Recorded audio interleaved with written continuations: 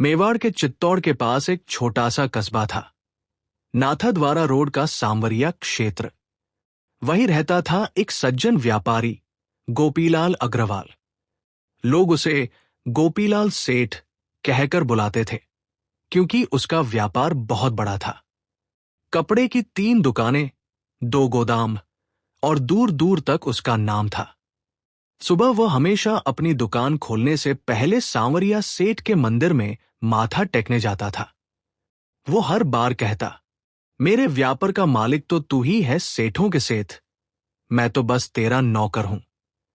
हर साल वह भोग, सेवा और दान करता, परंतु जीवन में एक मोड़ ऐसा आया जिसने सब कुछ बदल दिया।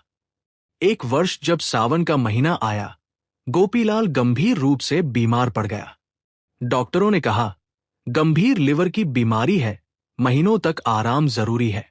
वो बिस्तर पर पड़ गया और दुकान बंद होने लगी। शुरुआत में उसके कर्मचारियों ने कुछ दिन तक संभाला, पर जब सेठ की बीमारी बढ़ी, लोग धीरे धीरे नौकरी छोड़ने लगे। कर्ज बढ़ा और ग्राहकों ने उधारी लौटाना बंद कर दिया। उसके साझेदारों ने कहा, गोपीलाल अब नहीं संभल पाएगा, चलो अपना हिस्सा निकाल लो। ये सुनकर उसका दिल टूट गया। कुछ ही महीनों में उसकी 3 दुकानें बिक गई, गोदाम नीलाम हो गए और घर की जमा पूंजी भी खत्म हो गई।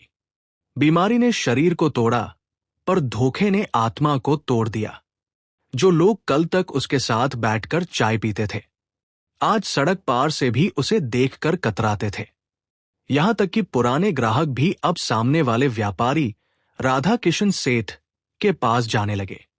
एक दिन गोपीलाल ने पत्नी लक्ष्मी देवी से कहा, सब छोड़ गए, पर एक मैं जानता हूं, मेरा सेठ अब भी मेरे साथ है। पत्नी ने आंसू पोंछते हुए कहा, कौन सेठ? वह मुस्कुराया, सांवरिया सेठ, जो सेठों के भी सेठ है। शायद अभी उनकी कोई योजना है। रात को जब सब सो गए, वो अपने घर के छोटे मंदिर में बैठा। सामने सांवरिया सेठ जी की मूर्ति रखी थी। श्यामवर्ण पीतांबर धारण किए, हाथ में माखन की कटोरी लिए और मुस्कुराते हुए जैसे कह रहे हों, क्यों डरता है रे? गोपीलाल फूट फूट कर रो पड़ा। हे सांवरिया सेठ, सबने मुंह मोड़ लिया।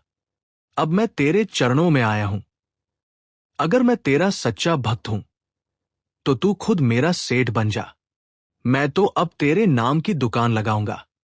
उसने हाथ जोड़कर प्रण लिया, जो भी बचेगा वो तेरे नाम का होगा। बस तू फिर से मुझसे मुस्कुरा दे, सेठ। वो थककर सो गया और तभी कुछ अद्भुत हुआ। रात के अंतिम पहर में गोपीलाल ने सपना देखा। एक चमकदार रोशनी कमरे में फैली और सामने वही सांवरिया सेठ खड़े थे, बालों में मोरपंख, चेहरे पर बाल सुलभ मुस्कान। सेठ बोले, गोपीलाल, तू क्यों घबराता है? जब तेरा विश्वास डगमगाए, तब याद रखना, सेठों का भी एक सेठ होता है। गोपीलाल कांपता हुआ बोला, प्रभु, अब सब खत्म हो गया है। सेठ मुस्कुराए, जहां सब खत्म होता है, वहीं से मेरी लीला शुरू होती है। कल सूर्योदय के पहले अपनी पुरानी दुकान जा, वहां मैं तेरा सेठ बनकर बैठूंगा। कहते हैं उसी क्षण पूरे कमरे में चंदन और केसर की महक फैल गई। गोपीलाल के शरीर से जैसे रोग का भार उतर गया। सुबह वह जल्दी उठा, शरीर में अद्भुत स्फूर्ति थी। पत्नी बोली, अरे, तुम्हें तो अब चलने में भी तकलीफ नहीं है। वह मुस्कुराया, क्योंकि आज मेरा सेठ खुद गद्दी पर बैठेगा।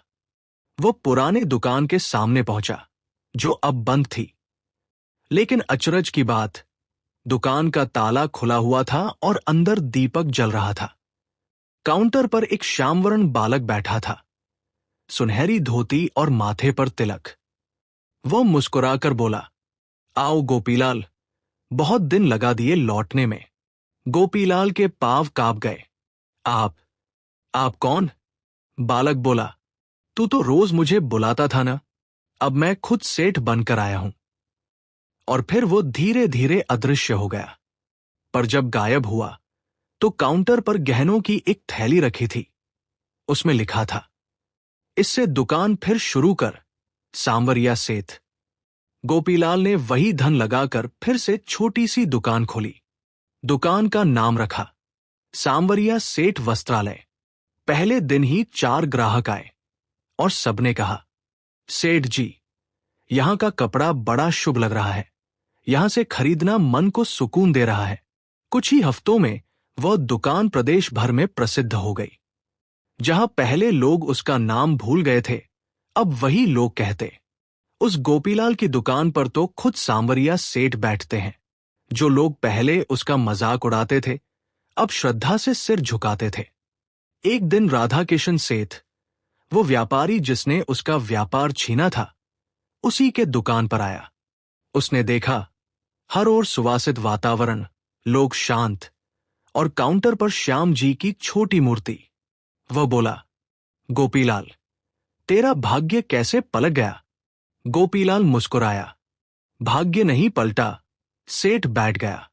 राधा किशन बोला, कौन सेठ? गोपीलाल ने मूर्ति की ओर इशारा किया, सेठों के सेठ, मेरे सांवरिया सेठ।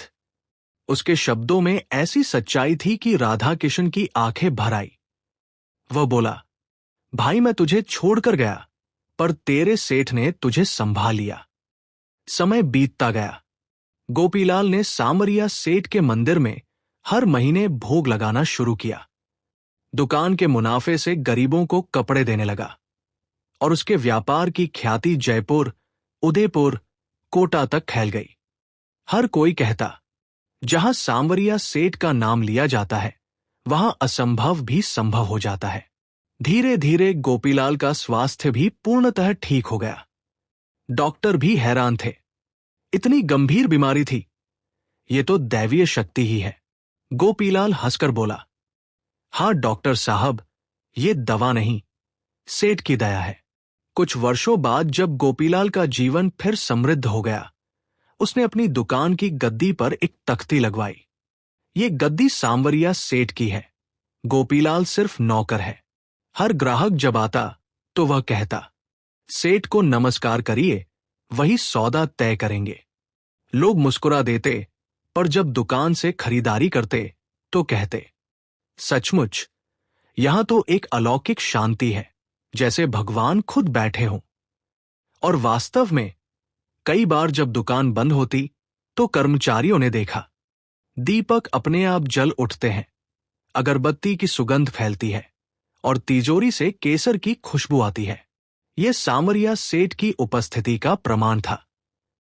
एक बार गोपीलाल ने रात में ध्यान में देखा, वही श्यामवर्ण बालक फिर सामने है। सेठ बोले, गोपीलाल, अब तू समझ गया ना, सेठी किसकी है? वह बोला, प्रभु, अब सब आपका है, मैं तो बस नाम का नौकर हूं। सेठ हंसे, जो खुद को मेरा नौकर समझे वही मेरा असली भाग्यशाली सेठ बनता है।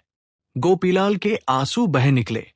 सेठ बोले, अब तेरी दुकान मेरे नाम से चलती रहेगी, जब तक तेरा मन सच्चा रहेगा। आज भी सांवरिया क्षेत्र में एक पुरानी दुकान है, जहां सुबह सुबह भजन बजते हैं। कहा जाता है कि वहां व्यापार आज भी बिना नुकसान के चलता है। हर साल हजारों व्यापारी वहां आकर पूजा करते हैं, क्योंकि मान्यता है, जहां सांवरिया सेठ की गद्दी लगती है, वहां कभी घाटा नहीं होता। लोग कहते हैं, सांवरिया सेठ केवल सोने चांदी के सौदे नहीं करते, वो तो किस्मत के सौदे करते हैं। जो सच्चे मन से उन्हें सेठ मान ले, उसके जीवन का व्यापार भी लाभ में और मन का व्यापार भी शांति में बदल जाता है। गोपीलाल जब भी मंदिर जाता तो हाथ जोड़कर यही कहता, प्रभु, मैं हार गया था, आपने मेरा हाथ थाम लिया। आप ही मेरे मालिक, आप ही मेरे सेठ, आप ही मेरे जीवन के व्यापारी हैं। और तब मंदिर में घंटियां गूंज उठती, सेठों के सेठ, सांवरिया सेठ की जय। जो व्यक्ति जीवन में हार, बीमारी या निराशा से घिर जाए, वो याद रखे, जहां मानव की आशा समाप्त होती है, वहीं से सांवरिया सेठ की लीला शुरू होती है। जो सच्चे मन से पुकारता है, वहां सेठ खुद गद्दी संभाल लेते हैं, क्योंकि सेठों के सेठ सांवरिया सेठ सबका रखते हैं ख्याल। जो हारे को थाम लेते हैं वही हैं जग के लाल। दोस्तों, ये कहानी यहीं समाप्त होती है। अगर आपको ये कहानी अच्छी लगी हो तो वीडियो को लाइक और चैनल को सब्सक्राइब जरूर कर दीजिए। नमस्कार।